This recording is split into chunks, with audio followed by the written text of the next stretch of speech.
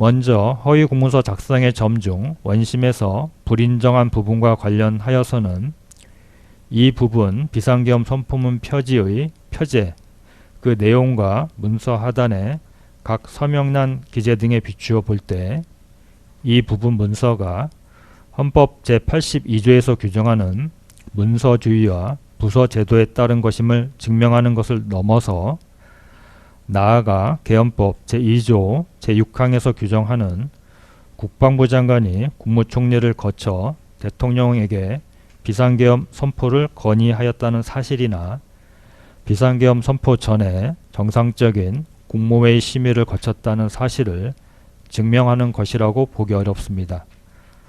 따라서 같은 취지에서 원심이 이 부분 공소 사실을 무죄 취지로 판단하여 불인정한 것은 정당합니다. 다음으로 원심의 무죄 부분인 허위 작성 공문서 행사의 점과 관련하여서는 허위 작성 공문서 행사에 관한 행사죄가 성립하기 위해서는 해당 문서가 허위 작성되었다는 사정을 알지 못하는 사람들도 이를 열람할 수 있게 하는 등 형법상 공문서에 관한 제의 보호법익인 문서에 관한 공공의 신용을 위태롭게 하는 행위가 존재한다고 볼 수 있어야 하는 점, 부속실장이 비상계엄 선포문 표지를 자신의 사무실 서랍 안에 보관한 것을 두고 그 효용 방법에 따라 사용, 즉 행사하였다고 보기는 어려운 점 등에 비추어 보면 원심이 허위 작성 공문서 행사의 점에 관한 공소 사실을 무죄로 판단한 것은 정당합니다.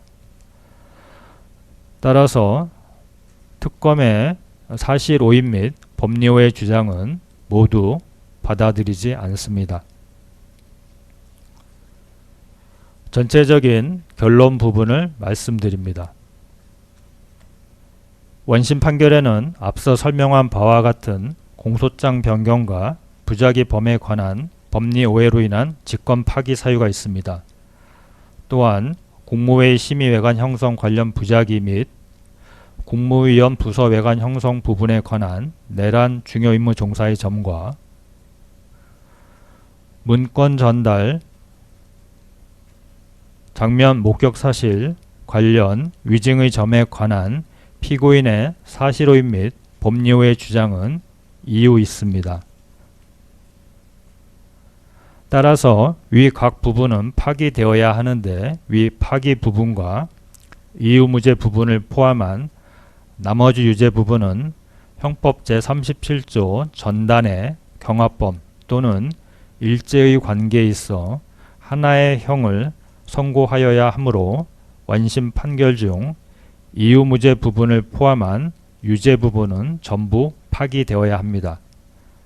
따라서 피고인의 양형부당 주장에 관한 판단을 생략한 채 형사소송법 제364조 제2항, 제6항에 따라 원심 판결 중 유죄 부분, 이유무죄 부분을 포함합니다. 유죄 부분을 파기하고 변론을 거쳐 다시 판결합니다. 한편 원심 판결 중 허위 작성 공문서 행사의 점에 대한 특검의 항소는 이유 없으므로 형사소송법 제364조 제4항에 따라 이를 기각합니다. 끝으로 양형에 관하여 살펴봅니다.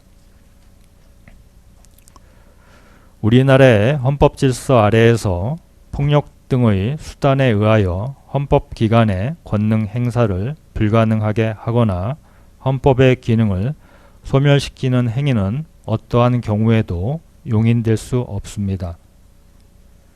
내란죄는 폭동으로 국가조직의 기본 제도를 파괴함으로써 국가의 존립을 위태롭게 하고 헌법상 민주적 기본질서 자체를 직접 침해하는 범죄로서 그 성격과 중대성에 있어 어떠한 범죄와도 비교할 수 없는 중대 범죄입니다. 또한 내란은 국가기관의 기능을 마비시키는 데 그치지 않고 법과 제도가 정상적으로 작동한다는 신뢰를 근본적으로 훼손하여 사회의 안정성과 국민의 기본권 보호 체계를 동시에 위협하는 중대한 위험을 초래합니다.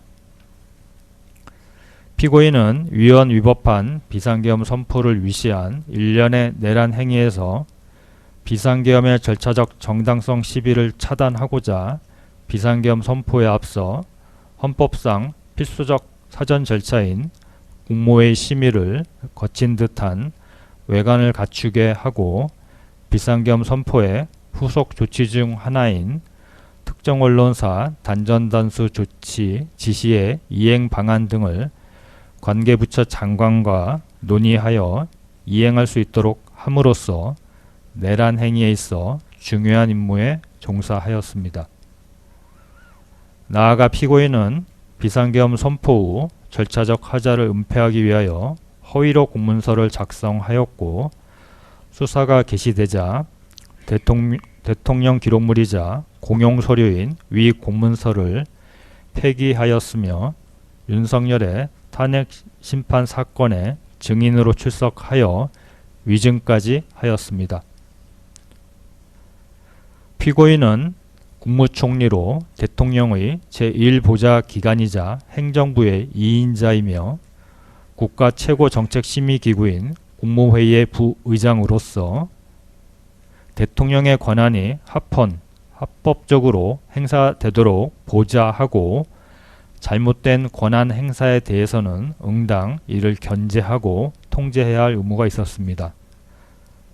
또한 피고인은 1970년경 행정부 사무관으로 임명된 이후 군복무 중이었던 1972년 및 경제관료로 재직하던 1970년부터 1980년경 있었던 위헌, 위법한 비상계엄 조치와 내란 상황을 경험하여 그러한 사태가 야기하는 광범위한 피해와 혼란, 그 심각성과 중대성도 잘 알고 있었습니다. 그럼에도 불구하고 피고인은 자신이 부여받은 권한과 지위에서 오는 막중한 책무를 저버리고 오히려 위와 같이 비상계엄의 절차적 정당성을 갖추려는 방법으로 내란 행위에 가담하는 편에 섰고 자신의 죄책을 감추기 위해 사후적인 범행들까지 저질렀다는 점에서 그 죄책이 매우 무겁습니다. 피고인은 수사기관에서부터 당심 법정에 이르기까지 비상계엄의 충격으로 인해 기억이 나지 않는다는 진술을 반복하고 비상계엄 관련 문건 대부분을 직접 파쇄하였다고 하는 등 자신의 책임 회피에 급급한 모습을 보이거나 납득하기 어려운 진술을 하고 있는 바, 이러한 피고인의 태도는 국민과 역사 앞에 무거운 책임감을 느끼고 매 순간 자책하며 나날을 보내고 있다는 피고인의 원심 및 당심 법정에서의 진술을 감안해 보더라도 그 비난을 면할 수 없습니다. 따라서 피고인에게는 자신이 저지른 죄책에 상하는 엄중한 처벌이 불가피합니다. 한편 피고인이 비록 내란 중요 임무에 종사하기는 하였으나 이 사건 비상계엄이 있기 전까지 50여 년간 공직자로 봉직하는 동안 외교통상부 통상교섭본부장, 국무조정실장, 경제부총리 겸 재정경제부 장관, 국무총리 등을 역임하면서 다수의 훈장과 부장을 수여받는 등 국가에 헌신해온 공로가 있기도 합니다. 피고인이 이 사건 내란 행위에 관하여 이를 사전에 모의하거나 조직적으로 주도하는 등 보다 적극적으로 가담하였다고 볼 만한 자료는 기록상 찾기 어렵고, 피고인은 국회에서 비상계엄 해제 요구안이 의결되자 대통령을 대신하여 비상계엄 해제를 위한 국무회의를 소집 주재하여 그에 따라 비상계엄이 약 6시간 만에 해제되었습니다.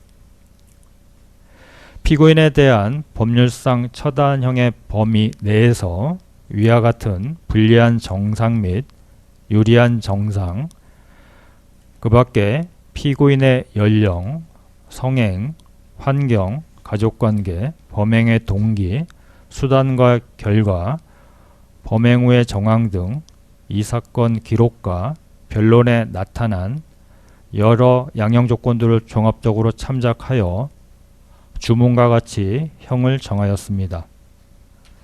이상과 같은 이유로 합의에 관여한 법관 전원의 일치된 의견에 따라 피고인에게 다음과 같이 판결합니다. 주문: 원심 판결 중 유죄 부분, 이유무죄 부분 포함을 파기한다. 피고인을 징역 15년에 처한다. 원심 판결 중 허위 작성 공문서 행사의 점에 대한 특별검사의 항소를 기각한다. 피고인은 이 판결